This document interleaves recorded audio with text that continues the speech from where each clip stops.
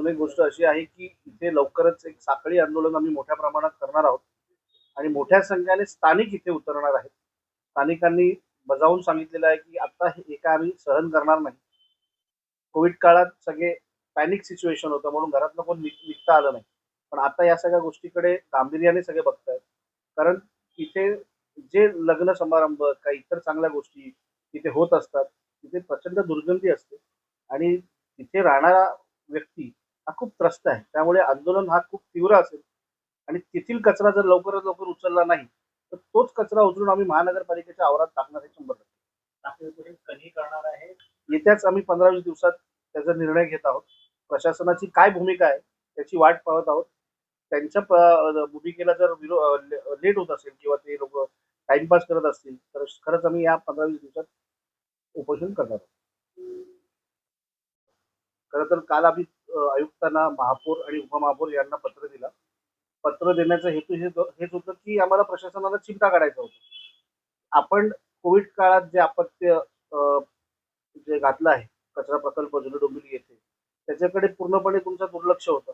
हा प्रकल्प इथे राबवण्याची काही गरज नव्हती.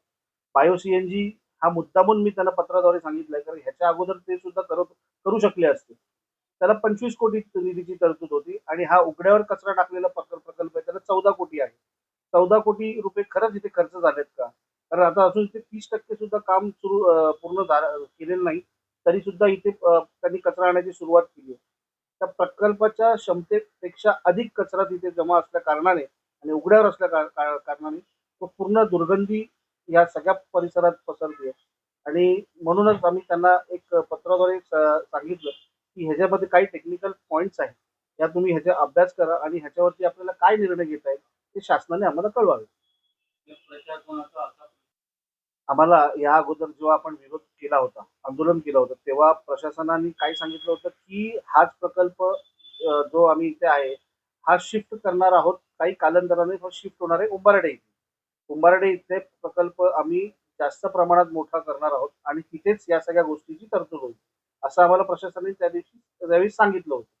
आणि त्यामुळे त्यानंतर इथे या प्रकल्प काय व्यवस्थित चाललेला नाही आणि आम्ही यापुढेही चालू देणार नाही समजा. पण कचरा इथे येणं बंद झालेलं आहे. तर जो कचरा तिथे आहे, त्याचं विल्हेवाट लावणं गरजेचं आहे. झाला आहे आणि या संदर्भात तुमची भूमिका नेमकी सांगण्याला काय भूमिका आहे? नागरिकांच्या वारंवार आम्हाला कंप्लेंट्स येत आहेत की खूप दुर्गंधी पसरतीये. रात्री स्मेल येतोय. त्याच्यानंतर जशा हवेचा हे पास होतोय पूर्ण प्रभागामध्ये तसा स्मेल सगळीकडे पसरत आहे.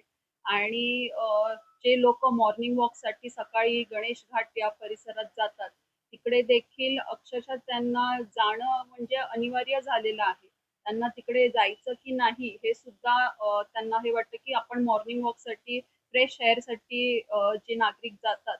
पण हे कचऱ्याचा प्रकल्पामुळे जो दुर्गंध पसरलेला असतो त्यामुळे त्यांच्या वारंवार आमच्याकडे कंप्लेंट्स येत आहेत आणि त्याच संदर्भात आम्ही प्रशासनाकडे मागणी केली आहे की हे प्रकल्प उभारण्याच्या आधी किंवा प्रकल्प आता हे झालंय ते अर्धवट आहे आणि तुम्ही त्याच्यावर लक्ष घालावे.